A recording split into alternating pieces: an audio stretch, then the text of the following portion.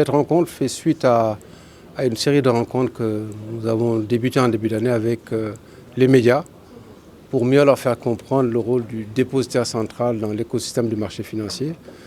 Le dépositaire central est une institution financière spécialisée de l'Union dont la mission est d'assurer la circulation, les transactions et la sécurité des transactions sur l'ensemble de l'Union. Donc quand je parle de transactions, je parle des transactions boursières. Voilà.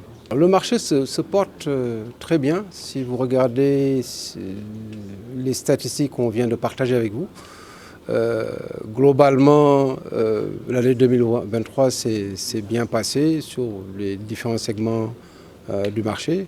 Le marché obligataire a eu un petit recul, mais bon, ça c'est juste un effet temporaire. Mais globalement, si vous regardez également le volume des dividendes payés et puis des événements sur valeur payés aux investisseurs, nous sommes à des volumes qui dépassent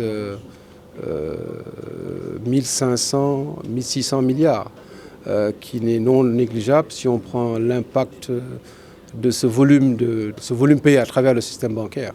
Donc vous voyez tout ce qu'on peut faire avec ce volume d'argent s'il est redistribué à travers le système bancaire. Il est quand même assez compétitif. Hein. Je ne citerai pas le cas du Sénégal comme ça, parce que si vous citez le cas du Sénégal, je veux dire que si vous prenez le cas de Sonatel, Sonatel fait partie des premières entreprises du marché boursier. Donc, disons qu'on aimerait voir un peu plus de présence d'entreprises venant des autres pays, étant donné que c'est une bourse régionale. Mais je pense que les autorités sont au courant des stratégies et des ambitions du marché financier, puisque ce sont ces mêmes autorités qui ont mis en place ce marché. Donc il y a une plateforme qui existe depuis plus de 25 ans, qui a été créée par les pères fondateurs et qui joue son rôle en termes de privatisation, en termes de levée de capitaux, en termes également d'appui aux entreprises. Ce qui manque, je ne serai pas spécifique aux entreprises sénégalaises, mais d'une manière générale à nos entreprises, c'est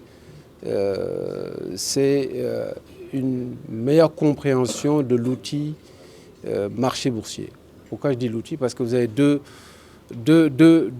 supports dessus. Vous avez le support pour lever des capitaux et le support pour investir. Pour une entreprise, elle peut investir sa trésorerie sur des titres qui sont cotés. Pour l'entreprise qui veut lever des capitaux, c'est également une plateforme pour lever des capitaux. Donc c'est une plateforme qui devrait être, à mon avis, plus utilisée. Mais il faut se mettre dans un processus. L'avantage d'être coté, c'est que vous avez de la visibilité. Au-delà de la visibilité, vous avez quand même un pouvoir de négociation avec vos bailleurs traditionnels, que ce soit votre banque. Puisque quand vous êtes coté, vous êtes transparent. Donc le banquier sait que vous communiquez périodiquement et que toute votre activité est dans le public et que vous avez des règles de gouvernance minimales que vous adoptez. Donc vous avez un pouvoir de négociation. Donc on exhorte les entreprises à se retourner vers le marché pour lever des capitaux, parce que nous pensons que c'est possible et que c'est faisable, mais il faut s'inscrire dans cette dynamique et surtout être accompagné. Je pense que aussi c'est important de se faire accompagner. C'est pas un support qu'on doit aborder n'importe comment avec n'importe quel conseil. Il faut s'inscrire dans la dynamique, se rapprocher des spécialistes du marché qui sont les sociétés de gestion d'intermédiation pour être accompagné. C'est important, il faut se faire accompagner. Il ne faut pas y aller tout seul et l'obligation c'est de se faire accompagner.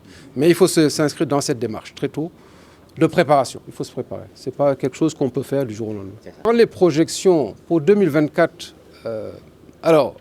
j'ai peut-être parlé de l'aspect qui est la mieux maîtrisé, ce sont les tombées, ce qu'on appelle les paiements.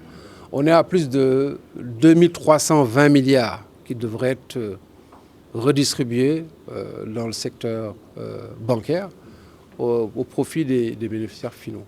Donc globalement, vous avez potentiellement pour un émetteur qui voudrait émettre 2320 milliards de ressources qui sont disponibles, qui peuvent être allées chercher.